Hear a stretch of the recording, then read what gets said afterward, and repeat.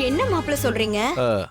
ஆமாங்க, நிலம் வேணும்னு நான் கேட்கல, என் அப்பா அம்மா தான் கேட்டாங்க.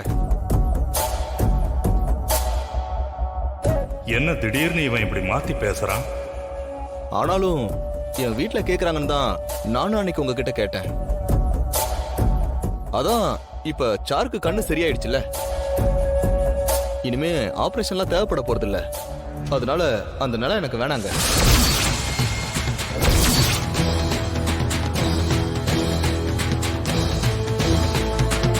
என்னங்க நீங்க மாத்தி மாத்தி பேசுறீங்க? அன்னைக்கு வேணும்னு சொன்னீங்க, இன்னைக்கு வேணான்னு சொல்றீங்க. நாளைக்கு திரும்பவும் வந்து ஏதாவது ப்ராப்ளத்தை சொல்லி திரும்பவும் ரெஜிஸ்டர் பண்ண சொல்லுவீங்களா? எடுக்கிற முடிவை கொஞ்சம் தீர்மானமா எடுங்க.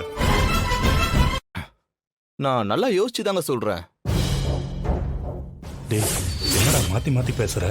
மனசுல தோன்றதாங்க பேசுறேன். ஏங்க மாப்பிள்ளை கிட்ட என்னங்க பேச்சு?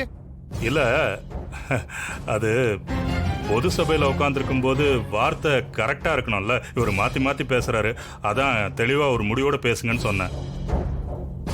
இத பாருங்க, மாப்பிள்ளை சொல்றதும் சரிதானே. அன்னைக்கு சாருவுக்கு கண்ணு தெரியாம இருந்தது, அதனால அந்த இடத்தை எழுதி கொடுக்க ஒத்துக்கிறேன்னு சொன்னாரு மச்சான்.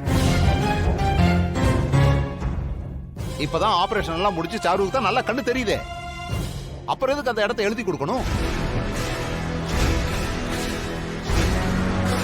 மச்சான், இனிமே இடத்தையெல்லாம் எழுதி கொடுக்க தேவையில்லை மச்சான்.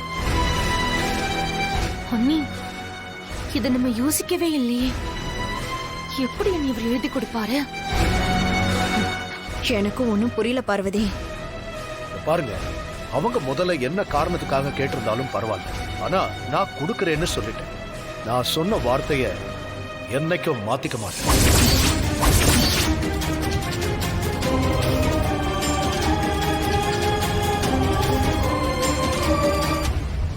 அதுக்குல்ல மச்சான், இப்பதான் சாருவுக்கு கண்ணு நல்லா தெரியுதே மச்சான்.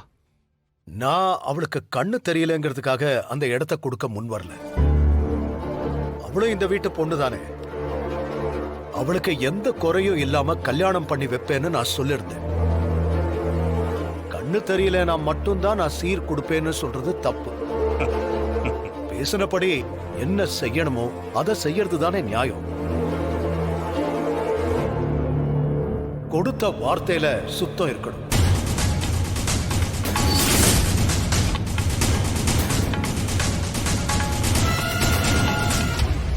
சகல, உண்மையிலேயே உங்களுக்கு ரொம்ப பெரிய மனசுங்க. என்னை விட மாப்பிளைக்கு தான் பெரிய மனசு.